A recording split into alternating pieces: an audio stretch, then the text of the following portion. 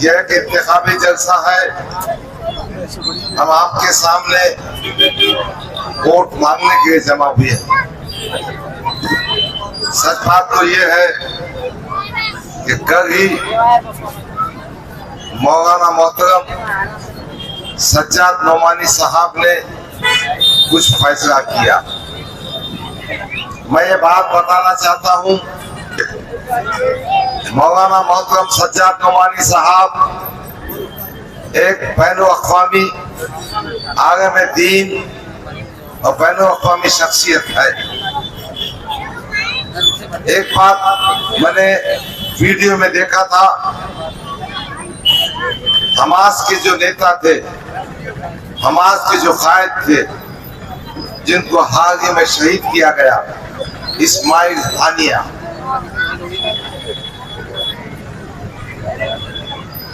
जब काहिरा में कॉन्फ्रेंस हो रही थी, इस्माइल हानिया उस स्टेज पे बैठे थे और सामईन में मौलाना मोहतरम सज्जाद नोमानी साहब मौजूद थे।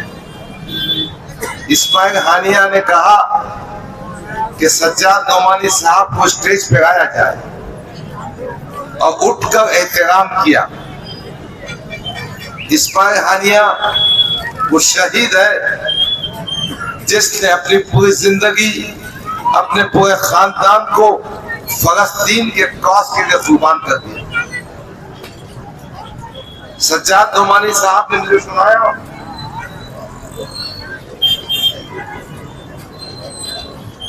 जब इस्माइल हानिया शहीद हुए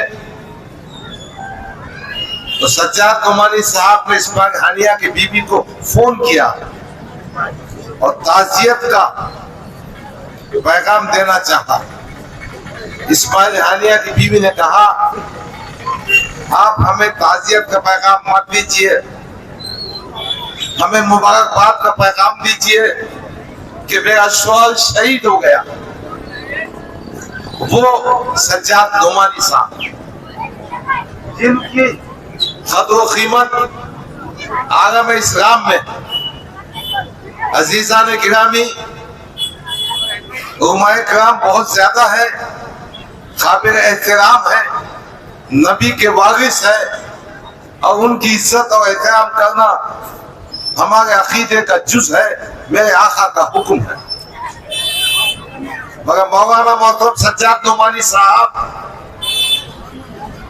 वो अजीम शख्सियत है जिन्होंने हिंदुस्तान की सियासत में करवट पैदा की।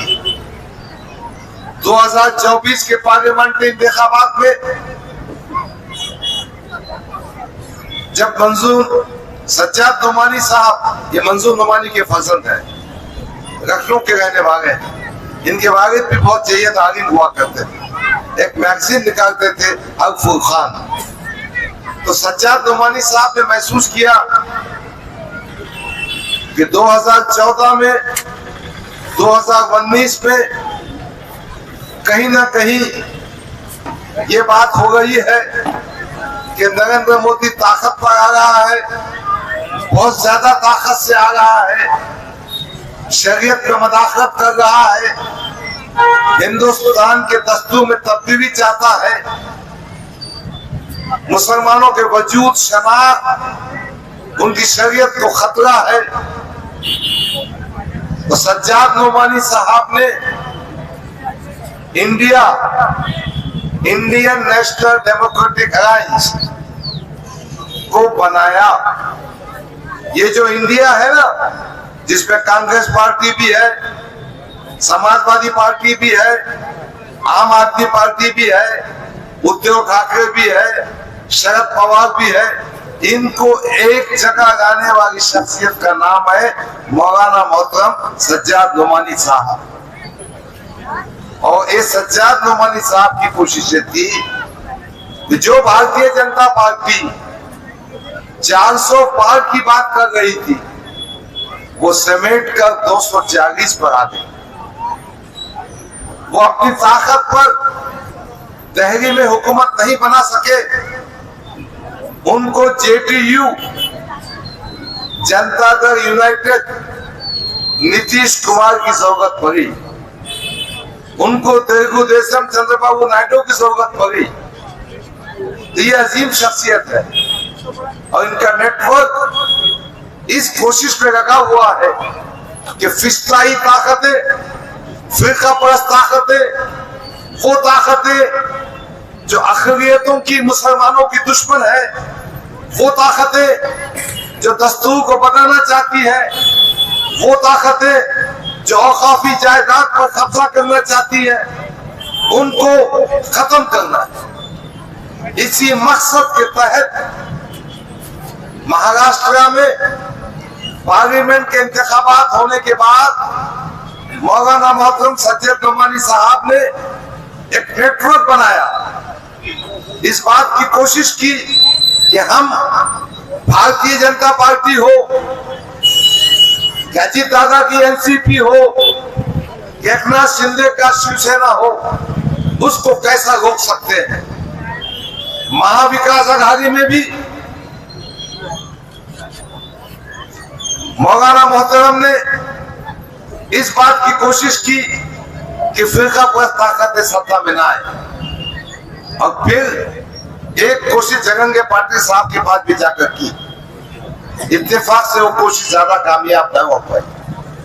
फिर गुज़िश्ता कल उन्होंने महाराष्ट्र के 288 उम्मीदवारों की फहरिस्त जहां जहां तायीद और नाम दाखिल किया, उसमें से मैक्सिमम कैंडिडेट महाविकास आघाड़ी के हैं। 17 मुकामात ऐसे हैं जब महाविकास आघाड़ी का उम्मीदवार नहीं है, उसमें से औरंगाबाद ईस्ट भी है। औरंगाबाद ईस्ट में उन्होंने समाजवादी पार्टी के उम्मीदवार मुझे तायीद की है। मैं आप तमाम की जानिब से, मैं अपनी जानिब से, मेरी पार्टी की जानिब से और मेरे तमाम साथियों की जानिब से दिल की गहराइयों से मौलाना सज्जाद नोमानी का शुक्रिया अदा करता हूं। मगर एक बात मैं कहना चाहता हूं, जो हजरात फोटो में बैठकर ये बताना चाहते हैं कि हम उलमाए किराम और सज्जाद नोमानी के जूतों के पास बैठते हैं, उन्होंने भी कुछ सबक लेना चाहिए। सज्जाद नोमानी का फैसला आने के बाद तिलमिराहट व्हाट्सएप और फेसबुक पर ऐसे ऐसे कमेंट, भाई पार्लियामेंट के इंतखाबात में जब सज्जाद नोमानी ने कहा आप उनको वोट दे सकते हैं, तो जब सज्जाद नोमानी बड़े आदमी थे और जब सर्वे की बुनियाद पर, मशवरे की बुनियाद पर, साथियों के मशवरे पर फैसला किया, चूंकि फैसला आपके खिलाफ गया है, आपको पसंद नहीं आया। मैं इस मंच से कहना चाहता हूं,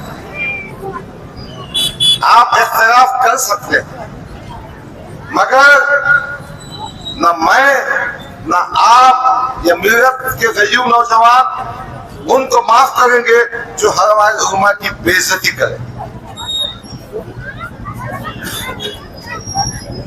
इख्तिलाफ हो भी सकता है, आप दूसरा फैसला ले भी सकते हैं, मगर उम्मा इकराम की एहतराम और शान में हम गुस्ताखी बर्दाश्त नहीं करेंगे। और हमारे खिलाफ जो प्रोपेगेंडा करने वाले हैं वो उम्मा इकराम की शान में गुस्ताखी कर रहे हैं। मैं इस मंच से गुजारिश करता हूं कि इन सियासी नेताओं को जो उम्मा इकराम की शान में गुस्ताखी कर रहे हैं, उनको उनकी औकात बताओ, उनको उनकी हैसियत बताओ, उनको बताओ कि हमारे आलिम दीन हमारे नबी के वारिस होते हैं। उनकी राय से इख्तिलाफ हो सकता है, मगर उनकी बेइज्जती करना, उन पे झूठे इल्जाम लगाना, उनकी तौहीन करना, व्हाट्सएप पे गंदी गंदी बातें करना, कोई गैरतमंद मुसलमान को मुसलमान जो आका नामदार हजरत मोहम्मद मुस्तफा सल्लल्लाहु अलैहि वसल्लम सर्वर कौनैन को मानता है, उनको बर्दाश्त नहीं करेगा। और सियासत में रास्ता ये होता है कि उनकी धूल चटाओ और जमानत जब्त करा दो। अजीजा ने गिरामी, आज मैं मशरक़ी हल्के में घूम रहा हूँ, लोगों से मुलाकातें कर रहा हूँ। इंशाअल्लाह हम भारी अक्सरियत से कामयाब होंगे। आज मराठा समाज चिंतन कर रहा है और उनका रुझान हमारी जानिब है, समाजवादी पार्टी की जानिब है। तो इंशाअल्लाह ताला हम मराठों के वोट भी देंगे। तभी समाज से हमारा संबंध है, वो हमारे साथ में आएंगे,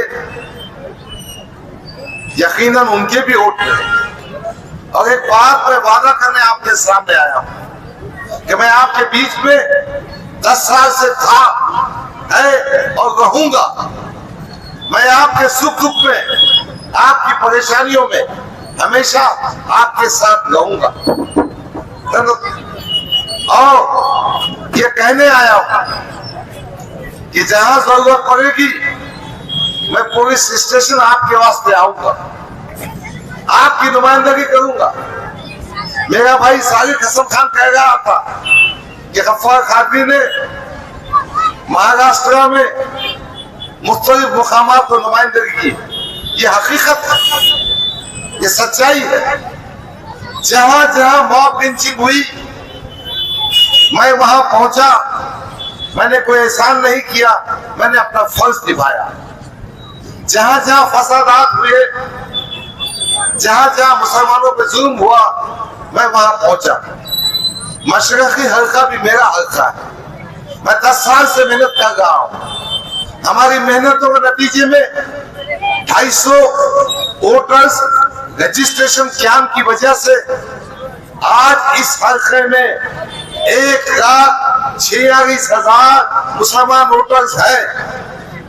10 साल हमने मेहनत करना, हमने बीज बोना, हमने फसल उगाना और फल खाने तुम वहां से यहाँ कूद जाएंगे, ये हम बर्दाश्त नहीं करेंगे। और यही एहसास हर आदमी के दिल में, यही गुस्सा हर वोटर के दिल में कि भाई आप जाना था सेंटर में, और अगर मुझे टिकट नहीं देना था तो मुझसे कह दिए होते।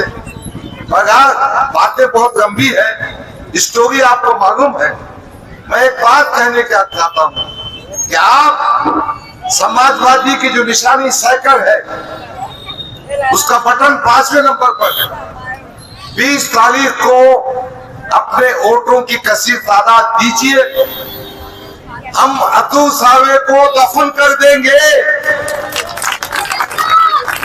गुज़िश्ता 2 वक्तों में ये नाथुराम गोडसे की औलाद, ये भारतीय जनता पार्टी का उम्मीदवार, ये आरएसएस का एजेंट हमारे सर पर मुसल्लत था।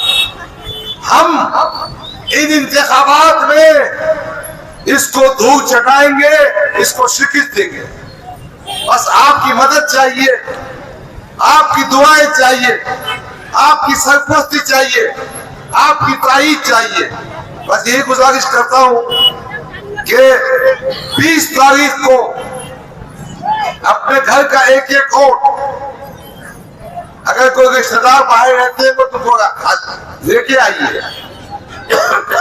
और फिर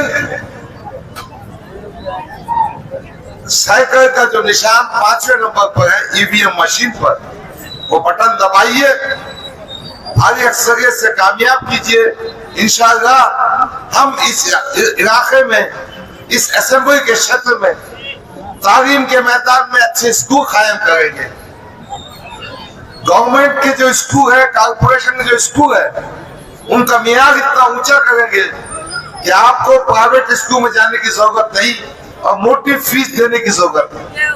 अस्पतालों को ठीक करेंगे, पुलिस की वर्दी या पुलिस ऑफिसर जहां कहीं नाइंसाफी करेंगे उसके खिलाफ चट्टान बनकर डट जाए। मुझे उम्मीद है कि महाराष्ट्र में महाविकास आघाड़ी की गवर्नमेंट बनेगी और समाजवादी पार्टी महाविकास आघाड़ी का हिस्सा। औरंगाबाद मुकामी तौर पर कांग्रेस का बहुत ही ढीला कैंडिडेट खड़ा हुआ है। जमानत तो क्या 2000 वोट भी लगेगा, जमानत कोई बचने वाली नहीं। आज समाजवादी पार्टी ने उम्मीदवार देकर कामयाबी का रास्ता बनाया है और जब हम महाविकास आघाड़ी का हिस्सा बनेंगे, सत्ता का हिस्सा बनेंगे, तो हमारा जो देरीना मसाइल है, मुस्लिम नौजवानों की तालीम का मसला, रोजगार का मसला, इनकी तरक्की का मसला यकीनन मुसलमान रिजर्वेशन के माध्यम से पूरा किया जाए। हमारी जो कीमती जायदादें हैं औकाफ की, उनको हासिल किया जाएगा और उनका जरिए से कौम और मिल्लत की बहबूद का काम होगा। मैं जानता हूं वक्त कम है, हमारे बीच दूसरे मुखर्रिर भी है। बस आखिरी में गुजारिश करता हूं कि 20 तारीख का दिन बहुत अहमियत का दिन है। वोट एक अमानत है, एक शहादत है, एक गवाही है। आप अपने घर से उठिए, शहादत दीजिए कि आप गैरतमंद मुसलमान हैं। आप शहादत दीजिए कि आप उलमा इकराम को मानते हैं। आप शहादत दीजिए कि आप चाहते हैं कि महाराष्ट्र में इस हल्के असेंबली में तरक्की का मामला हो। आप चाहते हैं कि भारतीय जनता पार्टी का सफाया साफ हो। आप चाहते हैं कि नाथूराम गोडसे की औलाद को दफन कर दिया जाए। इसलिए उठिए और 20 तारीख को अपना वोट साइकिल की निशानी, उसका जो बटन नंबर 5 है, उसको दबाइए, कामयाब कीजिए। शुक्रिया, खुदा हाफिज, अस्सलाम वालेकुम।